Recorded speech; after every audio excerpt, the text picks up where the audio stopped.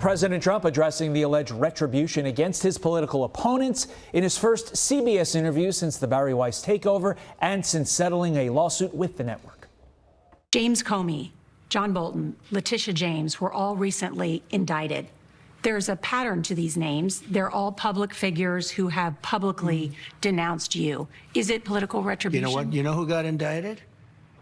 The man you're looking at. I got indicted, and I was innocent. Did you instruct the Department of Justice to go after them? Not in any way, shape, or form. No, you don't have to instruct them because they were so dirty, they were so crooked, they were so corrupt. Fox News contributor Joe Concha joins us now. Joe, good morning.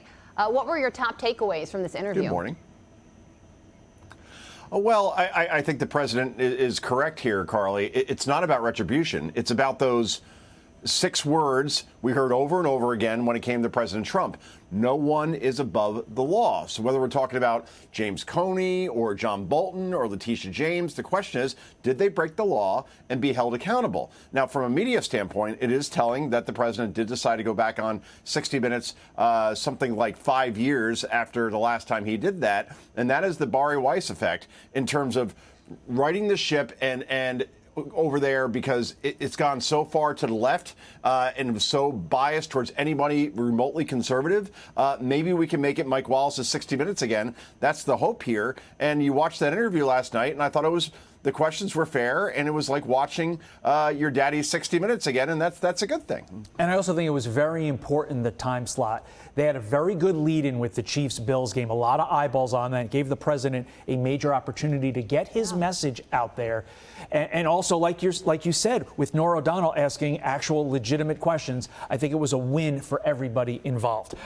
Speaking of winning, Kamala Harris did not. And now George Clooney is defending his 2024 op-ed, calling for former President Biden to withdraw for the race. But he's also criticizing Democrats' quote-unquote mistake with Kamala Harris. Clooney saying, quote, "I think the mistake with it being Kamala is she had to run against her own record. It's very hard to do. If the point of running is to say that I'm not that person, it's hard to do." And so she was given a very tough task. I think it was a mistake, quite honestly, but we are where we are. I'll ask you the same question, Joe, I asked you in July 2024. Why does an actor feel like he should have an outsized role in picking the president more so than any single voter? That's the amazing thing, right? I mean, it was George Clooney that right after that 2024 debate wrote that op-ed. I believe it was in the Washington Times, maybe New York Times, or Washington Post, I should say, and said that Joe Biden should drop out. And that had more of an impact in that happening than any Democrat lawmaker coming forward and saying that. So, yeah, obviously, Clooney is right. It was a mistake to have Kamala Harris in there as far as being the installed candidate. Democrats should have had an open primary and actually have voters weigh in from the Democrat side in terms of picking who the candidate was instead of going Soviet style the way they did with Kamala Harris, because all she did was lose the popular vote. Every swing state gave back the Senate to Republicans, and they held the House. So overall, the worst $1.5 billion investment we have seen in political history. That is for certain. But George Clooney, again, apparently has a lot of sway within the Democrat Party, despite not having like a real big hit since Ocean's 11, which came out, I think it was about 25 years ago. It was a good movie, though. Excellent movie. I mean, Danny Ocean. You can't just take that away from him.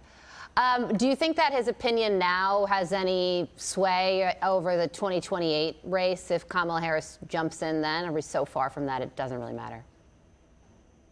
No, that's true. I think, honestly, Carly, if Kamala Harris runs, if she runs for 2028 as far as being president, she won't get to 2028. She's never earned a vote in her life as far as running for president. So I could see more of an AOC or a Gavin Newsom being the nominee, which that's not going to go well if that's the case, because you have to win in places like Pennsylvania, Wisconsin, North Carolina, Georgia.